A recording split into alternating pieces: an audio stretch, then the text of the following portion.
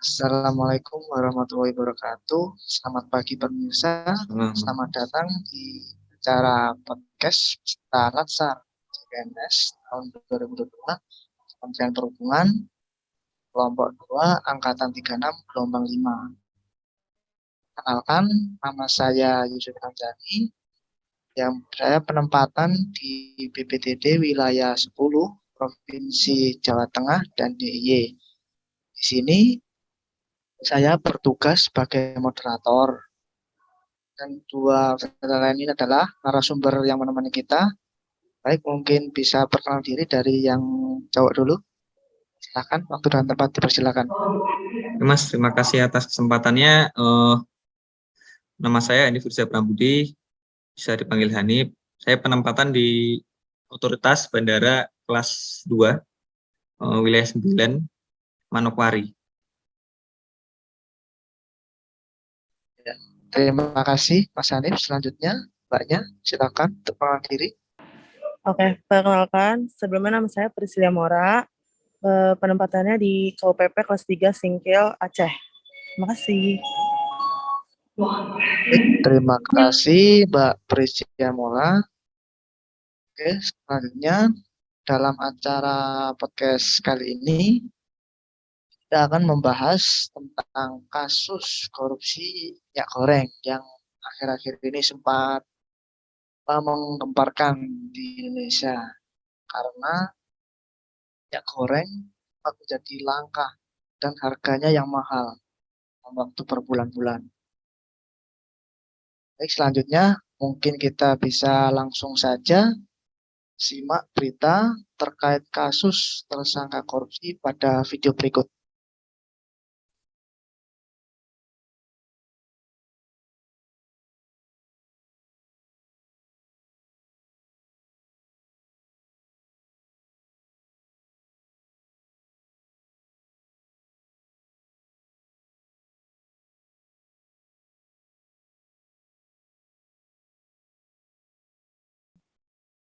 Baik, berikut tadi adalah video terkait kasus tersangka korupsi yang mengakibatkan minyak goreng di Indonesia menjadi langka dan harganya yang mahal.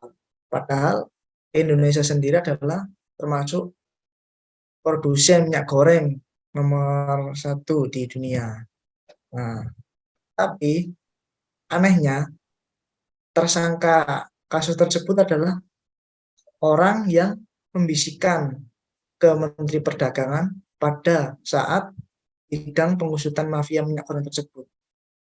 Nah, gimana nih tanggapan dari dua narasumber kita terkait berita kasus korupsi tersebut? Mungkin bisa dimulai dari Mas Hanif dulu. Silakan Mas Hanif, waktu dan tempat dipersilakan. Oke Mas, selamat pagi semuanya. Terima kasih atas kesempatannya Mas Yusuf untuk saya dapat memberikan tanggapan ya mengenai cuplikan video tadi. Memang adanya korupsi itu merupakan suatu hal yang banyak terjadi di Indonesia dan merupakan tindakan yang merugikan negara. Dan korupsi di Indonesia itu semakin tahun tuh semakin banyak dan trennya itu dari tahun ke tahun tuh makin naik.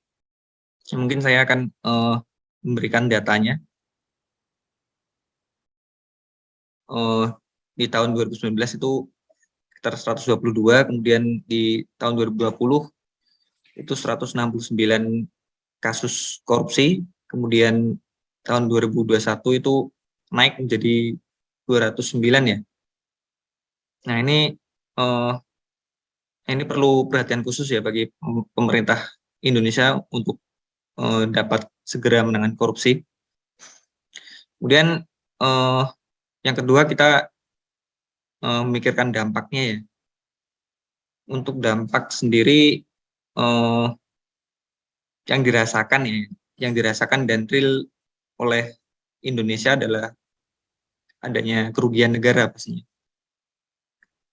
Yang awalnya dana tersebut digunakan untuk kesejahteraan masyarakat, namun itu akhirnya diselewengkan untuk memperkaya pundi-pundi pribadi. Kemudian untuk mempertegas opini saya tadi, saya kemukakan lagi data dari ICW Nah, seperti ini. Ini adanya tren kerugian negara ya. Jadi semakin tahun semakin meningkat ya.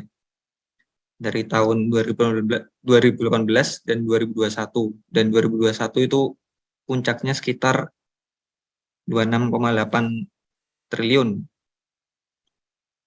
Jika disangkut pautkan dengan core value ASN, sebagai ASN ya, korupsi yang terdapat di cuplikan video yang ditunjukkan tadi itu berlawanan dengan prinsip akuntabel ya, di poin ketiga, yaitu penyalahgunaan wewenang sebagai pejabat negara.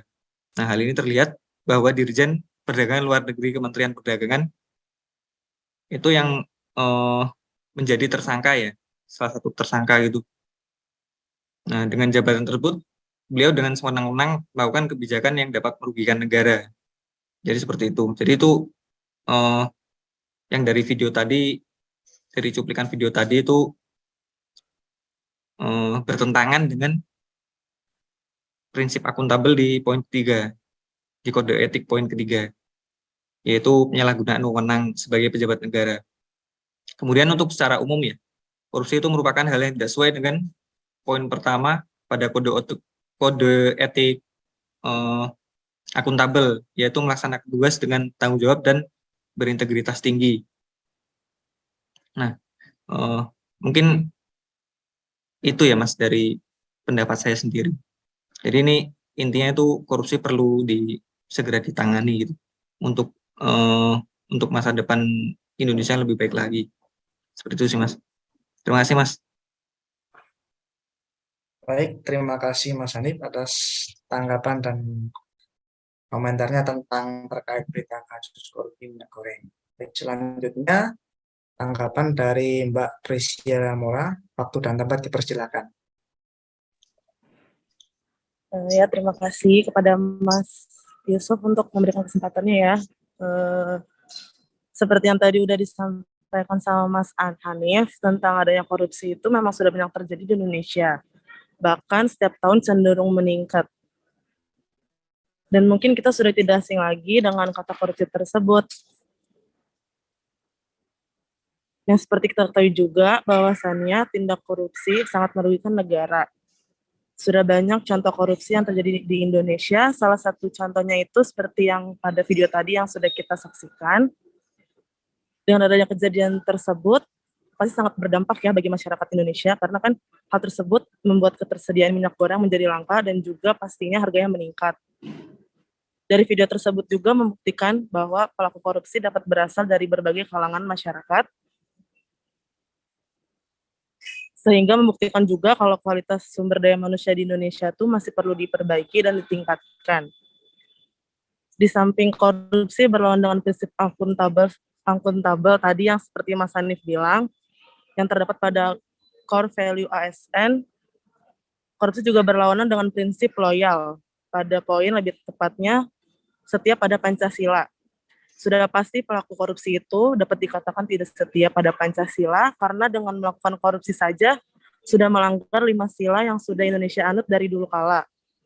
Dirjen Perdagangan Luar Negeri Kementerian Perdagangan sebelum menjalankan masa jabatannya pasti sudah ditegaskan untuk setia pada negara dan mengamalkan nilai-nilai Pancasila.